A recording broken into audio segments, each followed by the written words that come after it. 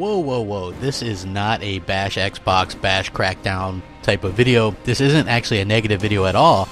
It's just more of a video talking about the first party situation that we're in as far as us being Xbox fans. And I figure that it was worth talking sensible, talking some logic, and seeing if you guys are maybe on the same page as me with all of this, and maybe kind of just get my opinion out there in a video.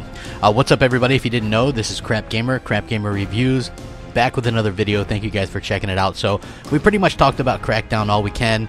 I am bummed out that it's delayed, but at the end of the day, delaying a game to make it better and to give it a better chance, I'm all for that.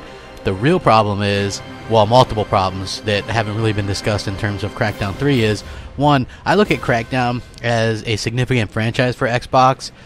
You know, the first one was great. The second one was okay. The reason why the second one was just okay was because it was a different developer. You didn't use a developer you owned, so it's a different kind of situation. You know, it's different. And now with Crackdown 3, you actually have 3 developers working on that, and you don't own any of them. So that in and of itself is more or less the bigger problem for Microsoft at this particular juncture.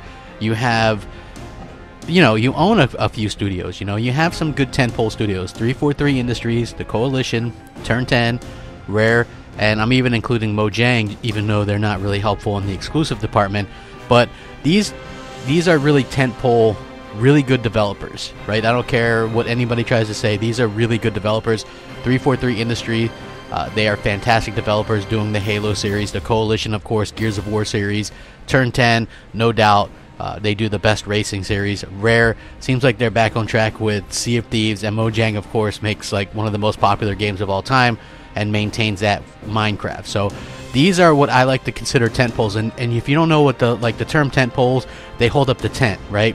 So these companies are a good start. That's a good base if you're Microsoft, right? But you need someone's around there to help fill it out a little bit more, in my opinion. Okay, so you've got these games that are all going to make you money, and let's just assume that Sea of Thieves is going to be a big hit. I believe it will be.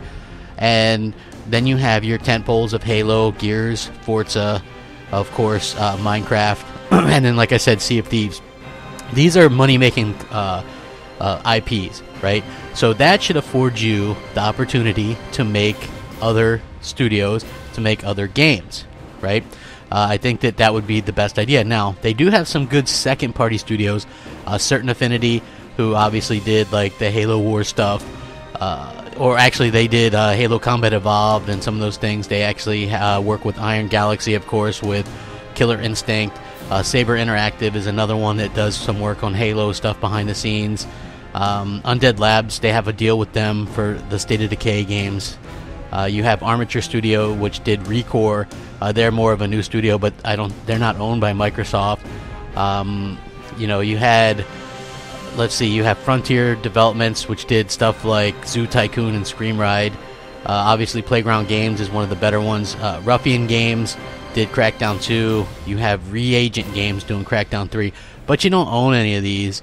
So it's a little bit hard to tell what you're getting. I think one of the main problems is you get better games from studios that you own, I would think.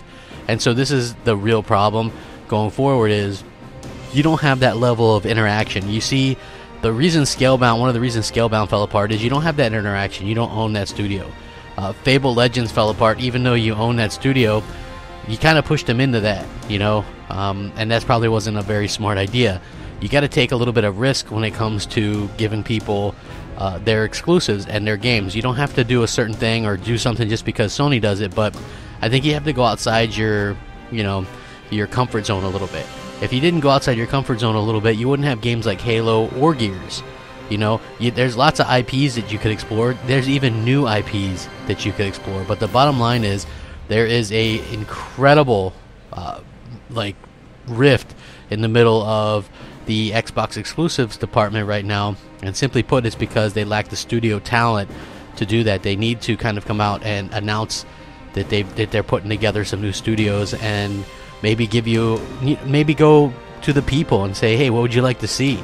You know, I think that would be a very smart way to go about things. It's not the end of the world. Next year's lineup gets that much better if it turns out the way that we think it does. This year may be one of the worst exclusive lineups in the history of Xbox, but next year would be you know, Sea of Thieves, State of Decay 2, and then you would also get Crackdown 3, and you would get presumably Halo 6 and Forza Horizon 4 on the back end, which are 5 really potentially great games. Not to mention some of the smaller stuff, maybe Ori 2, something along those lines in there. But at the end of the day, Microsoft needs to work on building up these studios and proving to the people that they are going to work on them. See, for me personally, I think that some people are going to freak out because I just told you the lineup that they're going to have next year exclusively. So you're not going to hear anything that you don't know about. Yeah, technically we don't know about Halo 6 or Forza Horizon 4, but we know. You know, so eventually people are going to want some kind of surprise beyond that, you know, and I'm just not sure when we're going to get that. But I think Microsoft needs to kind of address the first party situation. They've had years to do so, and the fact that they kind of have been lackluster and really have picked the wrong kind of games to back, or they give up on them when they do poorly, like in the terms of Sunset Overdrive or Quantum Break, 2 IPs that I think had extremely a large amount of you know, a lot of hope for those games, potential, you know, for them to kind of go away the way that they did, it's a bit of a bummer. So it's not the end of the world. One bad year in exclusives.